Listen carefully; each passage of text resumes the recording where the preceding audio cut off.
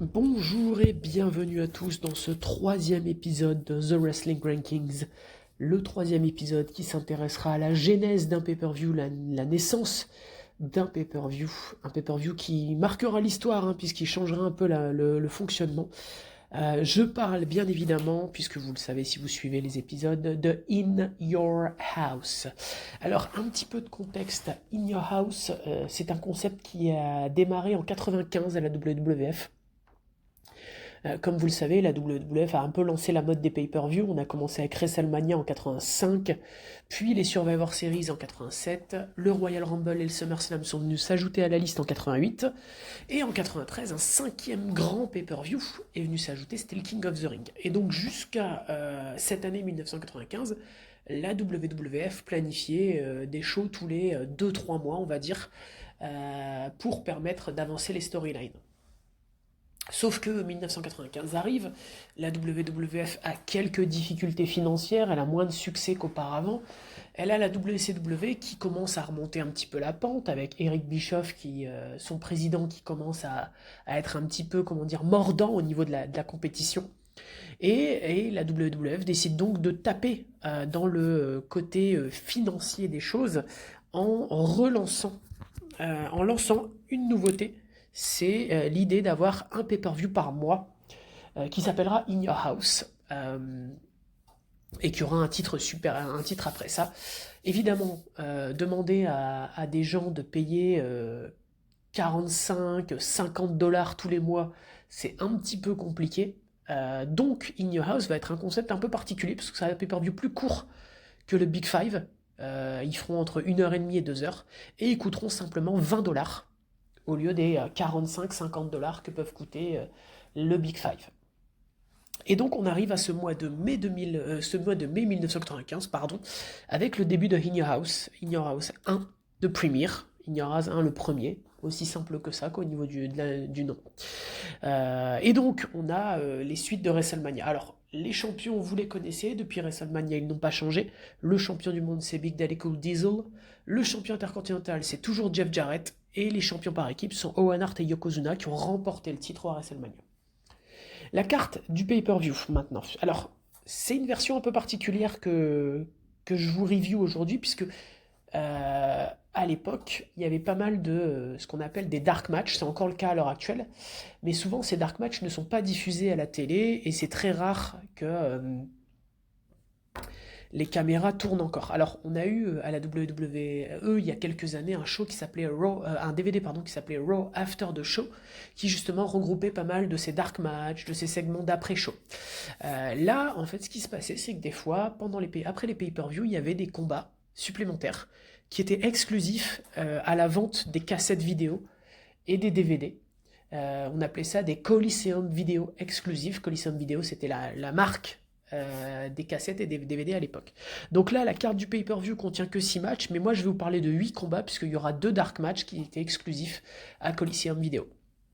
Alors la carte du pay-per-view, on aura Bret The Hitman Hart contre Hakushi, Razor Ramon contre Jeff Jarrett et le Roddy dans un match 2 contre 1 handicap, Mabel contre Adam Bomb dans un match qualificatif pour le tournoi King of the Ring, Owen Hart et Yokozuna qui défendront les titres par équipe contre les Smoking Guns, c'est un match retour de WrestleMania, Jerry the King Lawler qui affrontera Bret Hart, Big Daddy Cool Diesel qui défendra le titre de la WWF contre Psycho Sid, et dans les Dark Match, les Coliseum Video exclusives, l'Undertaker qui affrontera Kama, et Bam Bam Bigelow qui affrontera Tatanka. Alors, on commence le pay-per-view avec Bret Hart contre Hakushi. La storyline, elle est très simple. Hakushi a débuté à la WWF après WrestleMania 11. Lors d'un Raw, Bret Hart va se voir remettre une récompense par un journal japonais qui considère qu'il est la meilleure superstar de la WWF. Évidemment, ça ne va pas plaire au japonais Hakushi, qui va attaquer Bret Hart, et ça va mener à ce combat. À In Your House, c'est un excellent combat. Pour ceux qui n'ont jamais vu Hakushi, c'est un catcheur assez aérien, dans la lignée de ce que peuvent être les One Two Three Kid à l'époque. Vraiment beaucoup de côté aérien à Hakushi et Bret Hart. On sait qu'il est capable de mixer plusieurs styles, c'est un très bon technicien du ring, mais il sait aussi faire des acrobaties, et il est même parfois capable de faire des bagarres, entre guillemets, du brawling. Donc le combat va être très bon. Brett va finir par s'imposer en contrant un sunset flip d'Akushi dans un roll-up. Et après le match, il va se passer quelque chose d'intéressant, c'est que Bret Hart va sortir du ring et va sembler se blesser au genou. Et vous allez voir que c'est une sorte de fil rouge dans l'événement, puisque forcément, Jerry the King Lawler, qui doit affronter Bret Hart plus tard, va voir cette blessure au genou et va absolument vouloir, à plusieurs reprises, déclencher le combat pour obtenir un avantage certain. Le deuxième combat du pay-per-view, c'est Razor Ramon qui affronte le Jeff Jarrett et le Roddy dans un match handicap. Si vous avez suivi WrestleMania 11, vous savez qu'à l'origine, normalement, ça aurait dû être un match par équipe. Razor Ramon et le 1-2-3 Kid contre Jeff Jarrett et le Roddy. C'était un peu ce qui s'était passé à la fin du combat de championnat intercontinental à WrestleMania 11. Malheureusement, le 1-2-3 Kid va souffrir d'une petite blessure à la nuque dans la vraie vie, on va dire. Et ça va être intégré à la storyline. On va dire que c'est Jeff Jarrett et le Roddy qui l'ont blessé. Et donc Razor va dire, bah, c'est pas grave, même si le 1-2-3 Kid est blessé, je vais prendre les deux en 2 contre 1. Et donc il va avoir ce combat handicap. Le match est plutôt bon, Jarrett et le Roddy vont faire pas mal de quick tag, ce qui est intéressant, mais finalement le babyface Razor Ramon va finir par s'imposer en profitant d'une erreur. Il va repousser Jarrett qui voulait lui porter la figure force sur le Roddy, ça va assommer le Roddy à l'extérieur du ring, et Razor va en profiter pour porter le Razor's Edge et remporter le combat. Évidemment, après le combat, Jarrett et le Roddy vont de nouveau attaquer Razor Ramon et tenter de le blesser. Aldo Montoya, celui qu'on appelle de Portuguese Man of War, l'homme de guerre portugais, autant vous dire que c'est le pire surnom possible pour une superstar de catch, et pourtant, ça fait 30 ans que je regarde le catch, va intervenir, attaquer le Roddy, mais va se faire démolir par Jeff Jarrett en 2 temps 3 mouvements. Et ensuite, un homme va sortir du public et attaquer Jarrett et le Roddy. On va se demander ce qui se passe. La sécurité va tenter d'intervenir sans succès, mais c'est la police ensuite qui va intervenir. Et on apprendra un peu plus tard dans le pay-per-view en backstage que cet homme n'est nul autre que Savio Vega. Razor Ramon va le présenter comme une légende des Caraïbes, quelqu'un qu'il avait affronté à plusieurs reprises par le passé, dans les Caraïbes justement. Savio Vega va donc débuter à la WWF sous cette gimmick de Savio Vega, mais il catch déjà à la WWF à l'époque, puisqu'il était sous le masque de Kwang, le ninja masqué dans les années entre 93 et 95. Il était d'ailleurs apparu au Royal Rumble, de mémoire dans le Royal Rumble match. Pour ceux qui ne connaissent pas trop Savio Vega, il va pas faire une grosse carrière à la WWF, il va y rester quand même 3 ans, principalement en tant que babyface. En 97, pendant la guerre des gangs, il va rejoindre la Nation of Domination, puis après, alors que Crush va se séparer de la Nation of Domination et créer The Disciples of Apocalypse, Savio Vega va se séparer de la Nation of Domination et créer Los Boricuas, ce qui va nous mener à cette guerre des gangs, entre guillemets. Et Savio va rester à la WWF avec Los Boricuas pendant 1 an, et puis ensuite il va quitter la fédération. Il va recatcher un peu en indépendant sur le circuit, notamment retourner aux Caraïbes, puis après il va prendre sa retraite. Et d'ailleurs, pour ceux qui suivent un peu le catch, on l'a vu intervenir lors du street fight entre Bad Bunny et Damien Priest, à Backlash 2023 à Porto Rico, 2023 pardon, à Porto Rico. Le troisième combat, Mabel contre Adam Bomb dans un match qualificatif pour le tournoi King of the Ring. C'est un match qui est totalement inintéressant, pas de storyline, c'est juste un combat qualificatif. Adam Bomb est plutôt agile pour un big man. On le voit porter un slingshot clothesline puis un top rope clothesline. Mais bon, au bout de 3 minutes de combat, il va tenter un crossbody en partant dans les cordes, et Mabel va contrer avec un power slam, une sorte de World's Strongest Slam, pour ceux qui voient un peu le power slam de Mark Henry, ce qui va faire le compte de 3, et Mabel va se qualifier pour le tournoi King of the Ring, à notre plus grand regret, parce qu'on sait ce qui va se passer le mois prochain pour ceux qui connaissent déjà l'histoire. Quatrième combat, et juste avant le combat, on a de nouveau Jerry the King Lawler qui vient carrément sur le ring pour tenter d'avancer son combat avec Bret Hart, mais il se fait renvoyer en coulisses. Le quatrième combat, c'est le combat de championnat par équipe, Owen Hart et Yokozuna contre les Smoking Guns. C'est un combat revanche de WrestleMania, puisqu'à WrestleMania, on s'en rappelle, les Smoking Guns avaient affronté Owen Hart et un partenaire mystère qui s'est révélé être Yokozuna. Là, ce coup-ci, pas de mystère, les Smoking Guns savent qu'ils vont affronter Owen Hart et Yokozuna. Les Guns vont être plutôt intelligents, puisqu'ils vont tenter, dès le départ, d'isoler Owen Hart dans le ring, le considérant comme l'homme faible du combat par rapport à Yokozuna. À un moment, Yokozuna va tenter de splasher Bart Gunn sur le coin du ring. Sauf qu'il va se louper, il va s'assommer à l'extérieur du ring.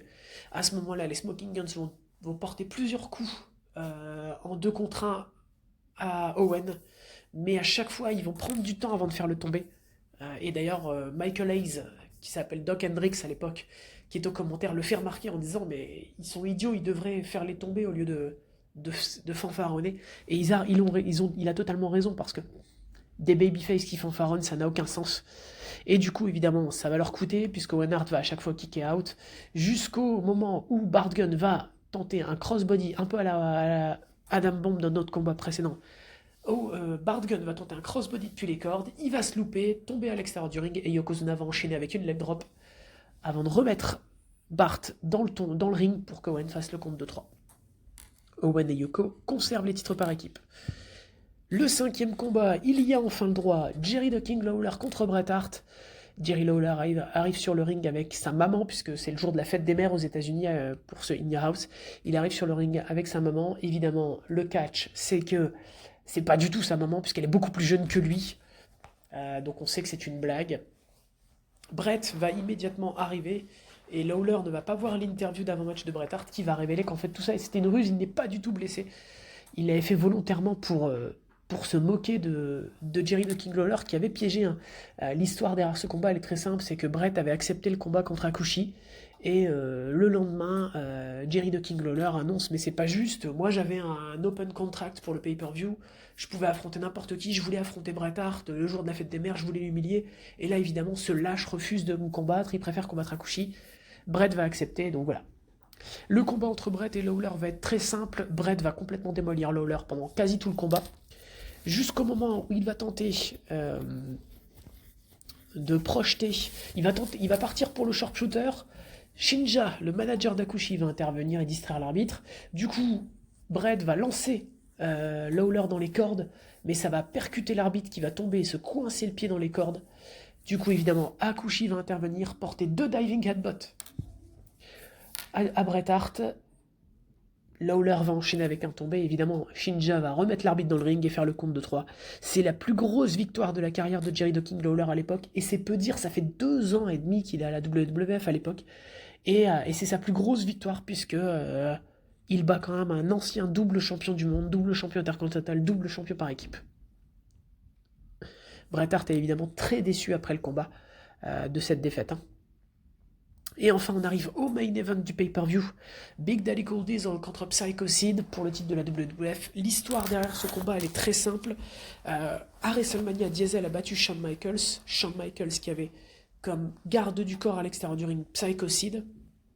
Le lendemain, Shawn Michaels va annoncer à Diesel, à WrestleMania, pardon, Shawn Michaels demande un rematch à Diesel en lui disant si t'es vraiment un homme, tu m'affrontes. Diesel va accepter et lui dira très clairement si tu veux un match revanche, c'est toi et moi 1 contre 1, pas de Sid dans ton coin, et on verra qui est vraiment le meilleur de nous deux. Shawn va évidemment le lendemain à Raw accepter ce challenge et va dire à Psycho Sid tes services, je m'en passe pour le moment. Ça va évidemment pas plaire à Sid qui va attaquer Michaels par derrière et lui porter plusieurs powerbombs, le blessant. Shawn Michaels va être absent des rings pendant plus d'1 mois après cette attaque. Et évidemment, Psycho Sid va devenir l'ennemi numéro 1 de Diesel. Et en plus, quelques jours plus tard, Psycho Sid va révéler qu'il est le nouveau membre de la $1 Million Corporation, puisque après que Bam Bam Bigelow ait décidé d'abandonner la $1 Million Corporation suite à la défaite contre Lawrence Taylor, Psycho Sid va l'attaquer et lui porter le powerbomb là aussi. Et donc on va avoir le droit à ce combat entre Oss. Le combat n'est pas si horrible qu'on puisse le penser entre les deux, c'est juste que Sid n'est pas intéressant du tout dans le ring, et encore moins en tant que heel. En tant que babyface, il a à la rigueur cette faculté de se joindre au public. On le voit, on l'a vu notamment en 96 au Survivor Series. Il était quasiment plus un babyface que Shawn Michaels à l'époque. Mais en tant que heel, il a une façon de fonctionner qui est inintéressante. Ce qui est intéressant dans ce combat, c'est qu'on va voir que Sid, là aussi, va être idiot, puisque Il va porter le powerbomb à Big Daddy Cool Diesel. D'ailleurs, la storyline voudra qu'apparemment, lors de ce powerbomb, il est blessé au coude, Diesel. Mais voilà, Sid va porter le powerbomb, alors qu'on avait dit, alors que toute l'histoire, c'est lequel des deux a le meilleur powerbomb. Sid porte le powerbomb, et évidemment, il fait pas le tomber, ce qui veut dire qu'il perd du temps, et après, quand il va tenter le tomber, Diesel va évidemment se dégager. Ce qui est logique. Diesel va partir pour le powerbomb aussi, sauf qu'à la fin du match, sauf qu'alors qu'il a porté le Jackknife Powerbomb, Tatanka, un autre membre de la Million Dollar Corporation, va intervenir. Les deux hommes vont s'attaquer en 2 contre 1 à Diesel jusqu'à l'arrivée de Bam Bam Bigelow, qui a quitté la Million Dollar Corporation et qui est Babyface maintenant, qui lui aussi attaque Tatanka. Et donc on va se retrouver avec cette disqualification, cette conservation du titre pour Big Daddy Cool Diesel. Et évidemment, on a notre main event pour le prochain pay-per-view, avec un match par équipe. Le pay-per-view s'arrête là. Moi, sur la Coliseum Vidéo, j'ai aussi 2 combats supplémentaires. Tatanka contre Bam Bam Bigelow et l'Undertaker contre Kama. L'Undertaker contre Kama, ça vient de WrestleMania. Vous le savez, à WrestleMania, l'Undertaker a battu King Kong Bundy. Durant le combat, il a récupéré l'urne, mais Kama était intervenu, avait attaqué Paul Bearer, avait repris l'urne. Il avait annoncé d'ailleurs qu'il en ferait des colliers. Il a tenu parole, puisque évidemment, Kama arrive au ring pour ce combat avec un collier en or. Le combat est loin d'être un très bon combat. Je l'ai déjà dit à plusieurs reprises, je le répète, l'Undertaker d'avant 96-97 n'est pas exceptionnel dans le ring. C'est vraiment sa gimmick qui fait tout. Donc là voilà, il va rien se passer de particulier. Kama va quand même prendre l'avantage pendant un long moment avec des rest holds. Et puis la fin du combat va voir Kama se louper. L'Undertaker va porter un chokeslam, un tombstone et remporter le combat. Et enfin, le dernier combat de ce show, c'est Bam Bam Bigelow contre Tatanka. Bigelow, qui est devenu babyface, a une super entrée avec des flammes et des pyros. Tatanka, lui, est totalement inexistant et inutile. Il va attaquer Bam Bam Bigelow dès le début de combat par derrière. Bam Bam Bigelow va reprendre le dessus. Au final, les deux vont chacun leur tour avoir leur domination. Puis Bam Bam Bigelow va reprendre le dessus et porter un top rope sunset flip pour la victoire. Voilà pour In Your House. C'est le premier de l'histoire. Donc évidemment, ils ont voulu marquer le coup. Il y a d'ailleurs, pendant le pay-per-view, ils ont offert une maison. C'était un peu le choix. En fait, Vince McMahon avait annoncé un concours. Tout le monde devait envoyer des cartes avec leur adresse, leurs coordonnées, etc. Et pendant le pay-per-view, il y aurait un tirage au sort pour que quelqu'un remporte une maison. Et en Floride, je crois. Et ça a été gagné. Le pay-per-view en lui-même est bon. Bret Hart Akushi est un excellent combat. Le match handicap Razor Ramon et Jeff Jarrett contre Jeff Jarrett et le Roddy est loin d'être un mauvais combat. Bien au contraire, c'est un bon combat de mid-card. Mabel Adam Bomb est catastrophique, mais il dure 3 minutes, donc à la rigueur ça passe. Le combat par équipe et Diesel Sid sont moyens. Je dirais qu'il y avait mieux à faire. Et Lawler Bret Hart, c'est juste de la destruction de Bret Hart. Et les Coliseum vidéo rendent pas beaucoup mieux le pay-per-view, ça change rien. Moi je le mettrais en 2e position devant le Royal Rumble, parce que le Royal Rumble c'est vraiment pour moi c'est Bret Hart, c'est à peu près la même chose, hein. On a Bret Hart et Diesel Royal Rumble qui est très bon, là on a Bret Hart Akushi, on a Ramon Jarrett qui est bon, on a Ramon contre on a le match handicap qui est bon, mais après voilà, le Royal Rumble, Undertaker IRS, le match par équipe et le Royal Rumble qui est très dur à noter, surtout que c'est un who's who de mid-card à l'époque. Moi je mettrais dans l'ordre WrestleMania 11 en premier, In Your House 1 en 2e et le Royal Rumble 95 en 3e. Voilà, c'était donc le 3e épisode de The Wrestling Rankings. Le 4e épisode arrive sous peu avec le 4e pay-per-view de cette année 1995, le King of the Ring.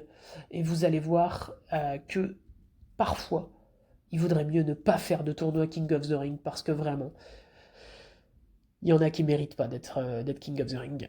Alors, en attendant de vous parler de ça, je vous souhaite à tous une bonne journée. Je vous remercie d'avoir écouté et je vous dis à ciao, bon dimanche.